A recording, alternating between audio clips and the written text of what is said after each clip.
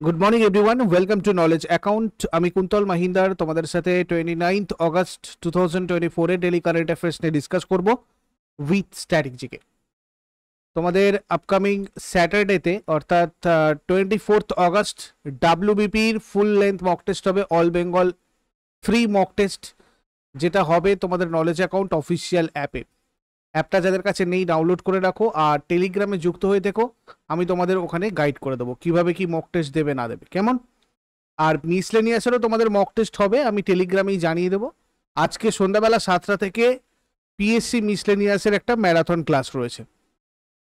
যারা যারা মিসলেনিয়াসের জন্য প্রস্তুতি নিচ্ছ সবাই অবশ্যই অ্যাটেন্ড করো। আমি টেলিগ্রামে তোমাদের লিঙ্ক শেয়ার করে দেবো।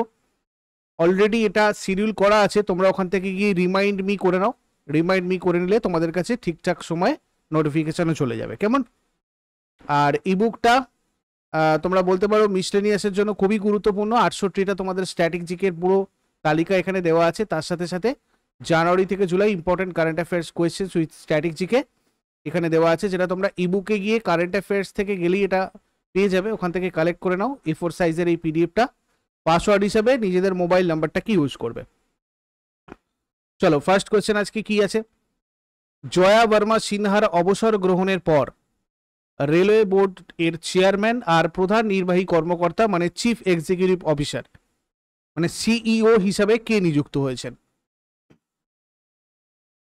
সতীশ কুমার রেলওয়ে বোর্ডের চেয়ারম্যান আর সিইও হয়েছেন। এর আগে ছিলেন জয়া বর্মা সিনহা, তার জায়গায় সতীশ কুমার এলেন। সতীশ কুমার রেলওয়ে বোর্ডের নতুন চেয়ারম্যান আর সিইও হিসাবে নিযুক্ত হয়েছেন। এই সতীশ কুমার জয়া বর্মা সিনহার স্থলাভিষিক্ত হবেন এবং 31 অগস্ট 2024 ইনি অবসর গ্রহণ করবেন। ঠিক আছে, জয়া বর্মা সিনহা। তারপর ন্যাশনাল সিকিউরিটি গার্ডের নতুন ডিরেক্টর জেনারেল হিসেবে কাকে নিযুক্ত করা হয়েছে? ন্যাশনাল সিকিউরিটি গার্ড মানে এনএসজি এর নতুন ডিরেক্টর জেনারেল হিসেবে নিযুক্ত হয়েছেন বি শ্রীনিবাসন সিআরপিএফ এর মহাপরিচালক অনিশ দয়াল সিং এর স্থলাভিষিক্ত হবেন, যাকে ন্যাশনাল সিকিউরিটি গার্ডের অতিরিক্ত দায়িত্ব দেওয়া হয়েছিল। 1992 ব্যাচের বি শ্রীনিবাসন একজন বিহার ক্যাডারের আইপিএস অফিসার, বর্তমানে বিহার পুলিশ একাডেমি মানে রাজগীরের বিহারের পরিচালক।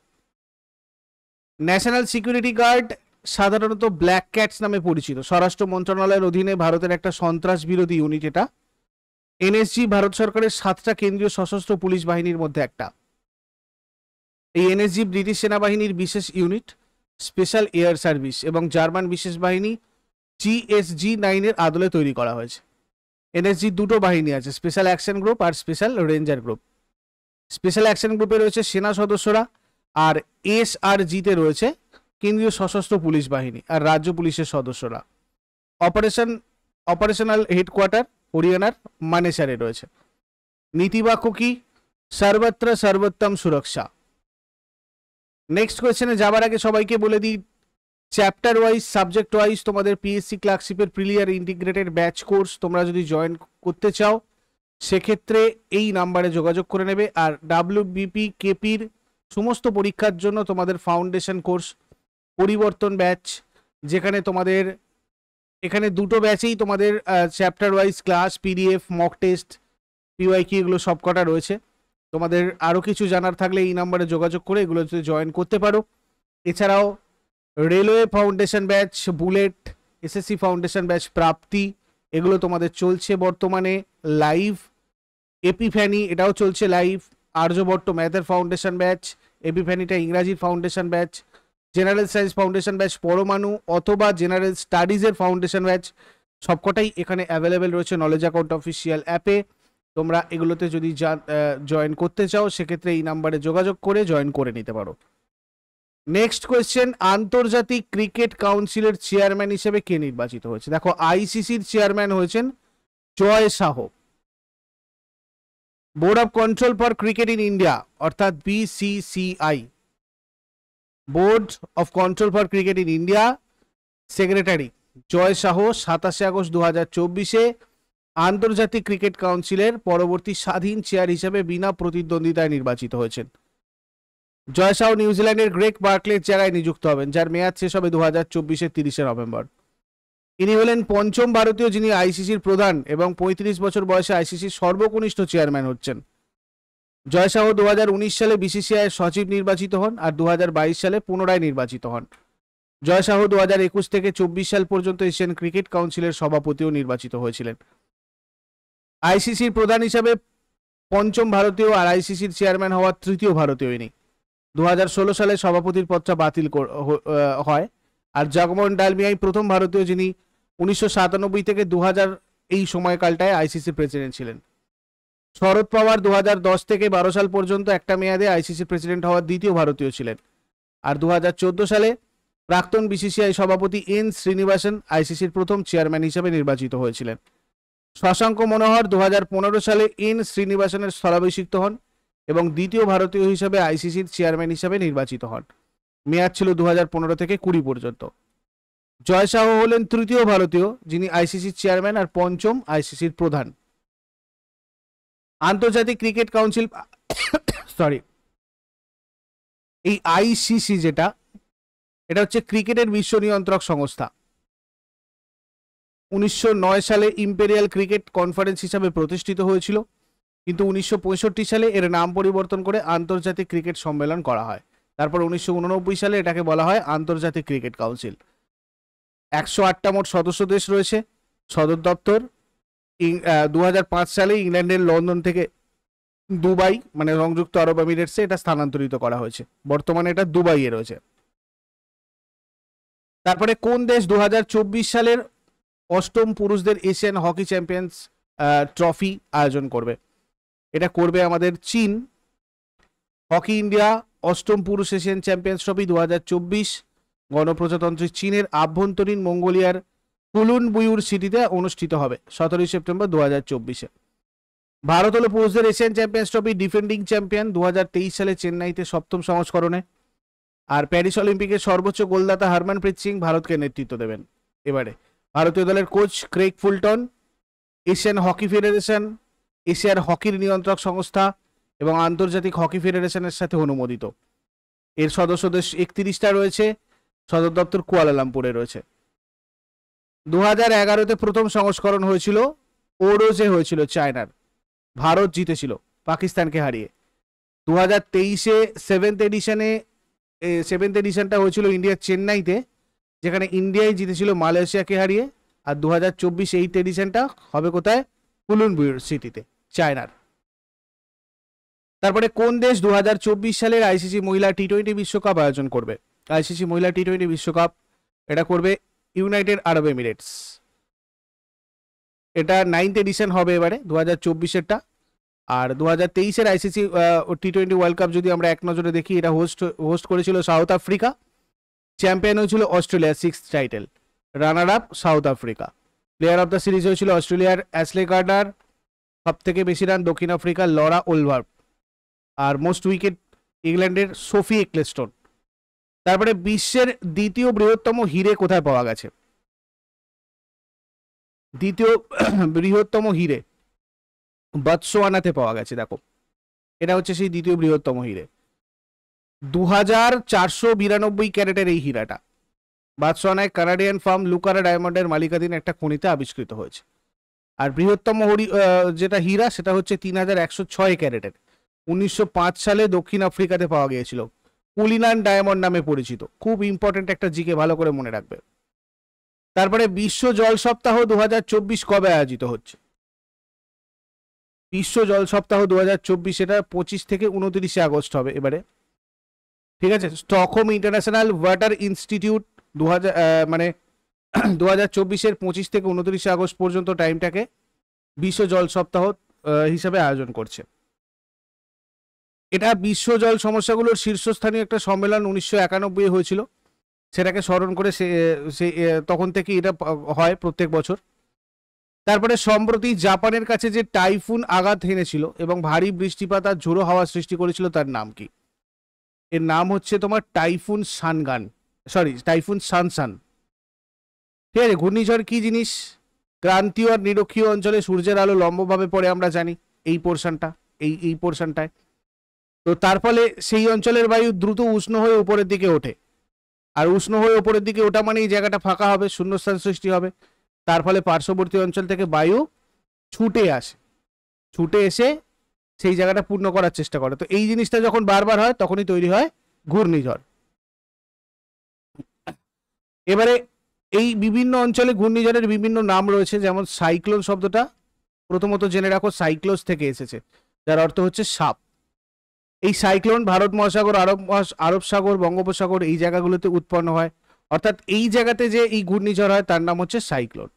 ব্লিজার্ড, এটা শীতল বায়ুর ঘূর্ণিঝড়, সাধারণত উত্তর আটলান্টিক মহাসাগরে আর তার নিকটবর্তী অঞ্চলে দেখা যায়। টর্নেডো মেক্সিকো উপসাগরে উৎপন্ন হয় আর মেক্সিকো আর আমেরিকাতে দেখা যায়। হ্যারিকেন ক্রান্তীয় অঞ্চলে উৎপন্ন হয়, দক্ষিণ আমেরিকাতে দেখা যায়। টাইফুন, এটাও একটা বিধ্বংসী ঘূর্ণিঝড়, উত্তর পশ্চিম প্রশান্ত মহাসাগরে উৎপন্ন হয়। আর অস্ট্রেলিয়াতে উইলি এর নাম। সাইক্লোনের নাম কি করে দেওয়া হয়? যখন কোনো ঝড়ের গতিবেগ ৭৪ মাইল প্রতি ঘন্টা অতিক্রম করে তখন সেই ঝড়টাকে একটা বিশেষ নাম দেওয়ার দরকার হয়। তারপর বায়ুর তীব্রতা পরিমাপ করে ঝড়টাকে কোনো একটা শ্রেণীর অন্তর্ভুক্ত করা হয়। আমি তোমাদের ঘূর্ণিঝড় নিয়ে একটা আলাদা ক্লাস করিয়েছিলাম, সেখানে পুরো ডিটেলস এই সব কিছু আছে, কোন ক্যাটাগরির কোনটা কি হয়, তার এক্সাম্পল, কে কিভাবে নামকরণ করে, এগুলো অ্যাকচুয়ালি এগুলো বিভিন্ন দেশের আবহাওয়া কেন্দ্র এই নামগুলো ঠিক করে। কেমন? সম্প্রতি কোন পিএসইউ স্বাস্থ্যসেবা আর দক্ষতা উন্নয়নে, স্কিল ডেভেলপমেন্টে উৎকৃষ্টতার জন্য দুটো সিএসআর টাইমস পুরস্কার জিতেছে? Garden Reach Shipbuilders and Engineers Limited. ঠিক আছে, এটা স্বাস্থ্যসেবা আর দক্ষতা উন্নয়নে উৎকৃষ্টতার জন্য দুটো সিএসআর টাইমস পুরস্কার জিতেছে। এগুলো 2024 আগস্ট রাজভবনে দেওয়া হয়েছিল। গোয়ার মুখ্যমন্ত্রী Pramod Sawant Garden Reach Shipbuilders and Engineers লিমিটেডের চেয়ারম্যান এবং ব্যবস্থাপনা পরিচালক, আর সিএমডি পিয়ার হরি এদেরকে পুরস্কার প্রদান করেছিল। দেখো, আন্তর্জাতিক মাদার টেরেসা পুরস্কার প্রদান অনুষ্ঠান, দেখো এখানে অ্যাকচুয়ালি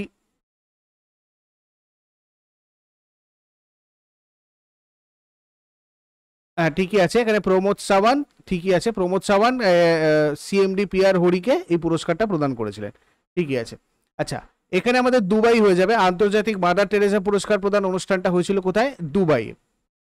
24তম আন্তর্জাতিক মাদার টেরেসা পুরস্কার অনুষ্ঠান ছিল এটা, দুবাইয়েরটা। এটা মিলেনিয়াম প্লাজা হোটেলে হয়েছিল। আর দুবাই আন্তর্জাতিক মাদার টেরেসা পুরস্কার অনুষ্ঠান দুবার আয়োজন করেছে। ভারতের বাইরে এই অনুষ্ঠানটা অনুষ্ঠিত হওয়া দুটো স্থানের মধ্যে একটা। আর এটা হচ্ছে মাদার টেরেসার 114তম জন্মবার্ষিকী উদযাপন করেছে অ্যাকচুয়ালি এই বছরে। ঠিক আছে, সর্বভারতীয় সংখ্যালঘু আর দুর্বল সেকশন কাউন্সিল দ্বারা আয়োজিত এই মানে উইকার সেকশন কাউন্সিল আর কি। ঠিক আছে, তো এই অনুষ্ঠানটা বাইরে অনুষ্ঠিত হয়েছিল, যেটা আয়োজন করে সর্বভারতীয় সংখ্যালঘু এবং দুর্বল মানে পিছিয়ে পড়া যে দুর্বল সেকশন কাউন্সিল আর কি। আর এই পুরস্কারগুলো শিক্ষা, বিজ্ঞান, সংস্কৃতি, ক্রীড়া, সমাজকর্ম, চিকিৎসা, শিল্প এবং রাজনীতি সহ বিভিন্ন ক্ষেত্রে ব্যতিক্রমী ব্যক্তিদের সম্মানিত করে।